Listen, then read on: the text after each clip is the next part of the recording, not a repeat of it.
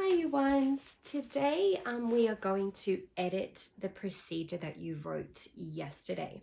So you need to grab the procedure that you wrote and you also need to have your checklist, and we're going to go through the checklist to make sure we've done our procedure the best that we can.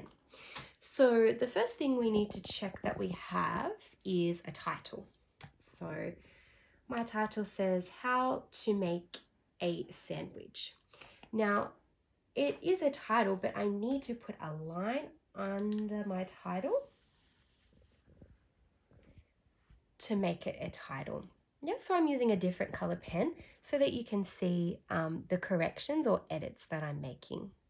Also, I'm going to add in a word to describe my sandwich. So not just how to make a sandwich, how to make a Vegemite sandwich.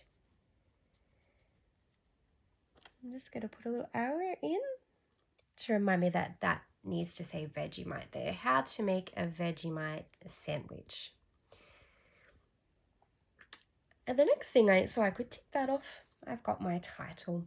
The next thing I need to have is a goal. So if I go, mine says to make a Vegemite sandwich. But at the moment it is missing something. I haven't written the title goal, the heading goal. So I'm going to add that in here with a capital letter goal and put a line underneath so I know that I've got my goal there. Goal to make a Vegemite sandwich. Great, so I could tick goal off. Next thing I need to have is a list of materials. So I've got the heading materials, perfect.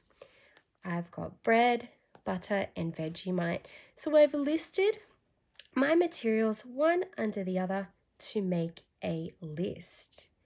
So I'm going to now check that I have all my materials: bread, butter, Vegemite, and I've realized that I've left off a knife. I'm going to need a knife to make my sandwich, so I'm going to add that in. I'll just put that over here to remember that I need a knife as well. And I could also add plate. Yeah, put my sandwich on a plate. So tomorrow when I'm doing my good copy, I will keep my list going and put these underneath. So I might draw a little arrow to remind me that it needs to go underneath. So I've got my materials. Can tick that off. The next thing is a numbered list of steps. So I've got my heading that says steps, and I have all my steps written underneath, but it says here that they need to be numbered. So I need to go back now, and I'm going to start with the number 1. So I put a number 1 here and then a full stop. So number 1, put the butter on the bread. Step 2, so I need to put the number 2 and a dot. Spread the Vegemite on both slices of bread with the knife. Step 3, full stop. Put both slices of bread together. I'm just going to move this so I can write. Step 4, full stop. Cut the sandwich in half. And step 5, full stop. Eat the sandwich. Enjoy. So now I can tick that off now that I've put my numbers in that. It's very important that we have our steps numbered. The next thing I need to check is neat handwriting on the line. So I'm going to go back and have a look, and I can see that my writing is on the line. My tail letters are going underneath to the next line, and my neck letters are going above to the top line. They're all reaching the same height. So you can check your own handwriting, and when you think it's the best it could be, you can give it a big tick. Next thing I need to check is capital letters at the beginning of every title and sentence. So I'm going to go and check that now. I've got a capital for my title, for my goal, yes, materials. All of my materials are starting with a capital letter. My title steps, capital letter here, good. Here, this isn't actually not a capital letter, so I need to fix that. So I'm going to make it, I'm just going to write over the top. So it needs to be the same height as the D because it's a capital letter. I'm going to keep checking. I've got a capital letter there, capital here for the start of my sentence, and capital there. Excellent. So I can tick that off now. Capital letters at the beginning of every title and sentence. Tick. Next thing I need to check, full stops at the end of every sentence. So here's my first sentence, to make a Vegemite sandwich, and it is actually missing a full stop. So I'm going to add that in.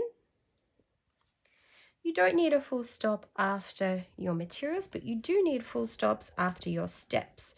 So I have one there, so that one's good. After this step, full stop. Excellent. After this step, it is missing, so I need to add it in. There's one over here, and I've got my exclamation mark at the end, which is punctuation, so that is great. I can tick that off, full stops at the end of every sentence. And the last thing that I need to check is that my sentences make sense and are easy to understand. So for me to check that, I'm going to go back and reread my writing to make sure I haven't left anything out, any words or any steps.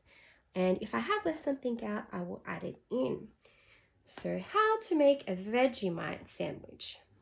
Goal, to make a Vegemite sandwich. Materials, bread, butter, Vegemite, knife, plate. So far it makes sense and it's easy to understand. Steps, put the butter on the bread. So with that step, I think I've left out a bit of detail. Yeah, so I'm going to change put, so I'm going to cross it out and I'm going to write spread.